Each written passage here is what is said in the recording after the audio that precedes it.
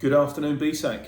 At the end of distance learning week 14, and each week the time flies by, but it also means that we're missing each other, and we cannot replicate exactly what we have in BSAK. So I can't wait for the day when we all walk through those doors with smiling faces and the joy to see one another.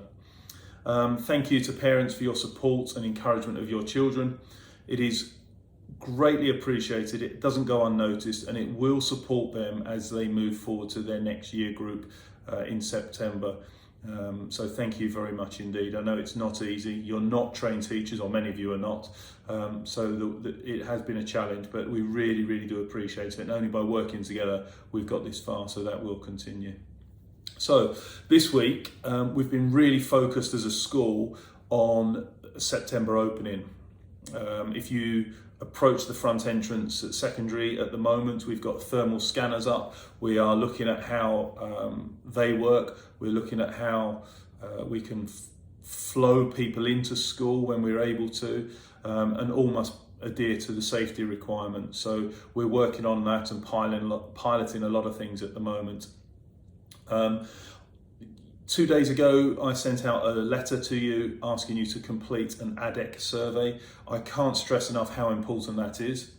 We do need a high response rate. We're looking at 80% plus response rate for a survey, because ADEK need this data to give them as clear a picture as possible of parents' expectations.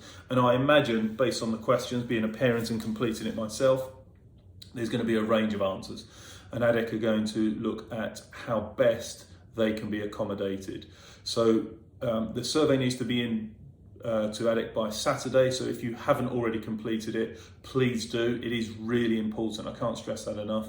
And a big thank you to those who have already completed it. It is completely anonymous. We don't see anything other than the summary of results, and then that will help us to work on how we will operate in September.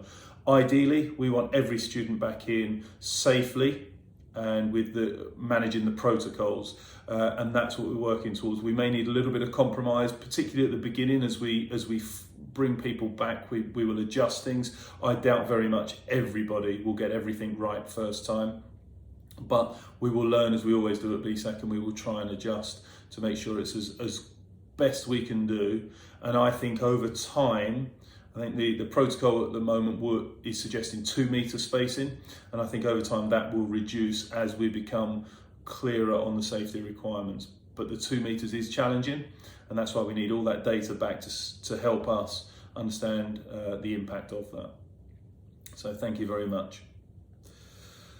When we do come back in September, there will be some compromises. That's a definite. We will have to look at how we can safely get everybody back in. But for example, parents and external visitors will not be allowed on site. We are looking how we can manage the early years, but the remainder of parents will not be on site. So we're looking at how you pick up and how you drop off. So a lot of work is going into that, and please be reassured that we are considering the children's ages and their independence. So we will look carefully at that, particularly at the younger years. We may have some staggered starts, we may have some staggered finishes, so that we can manage the protocols of entering and exiting the building without crowds. So all I will say to parents and students and our staff is we all need to be adaptable, we need to be flexible, and we need to work together to ensure that happens. And the goal is to get everybody back in a safe environment, but that will need your help and your understanding. And as I said, we may not get everything right first time, and there may be some frustrations, but the goal is to get back. So therefore, if we can overcome those frustrations by working together with understanding, I think we will move forward. So that's the plan. That's to just bring you up to date on where we are. So next week, I will be sending you a final video of the year, and also my final newsletter, where we will be talking about our leavers and also who has been awarded the Margaret Wood Award. And again, I want to thank you, because we had I think over 50 nominations for people who have supported our community. So it was really heartwarming when I read those. And this morning, the panel met and we have decided on a worthy recipient. So look forward to that news next week.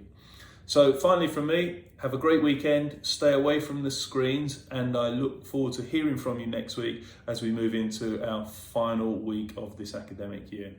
Thank you.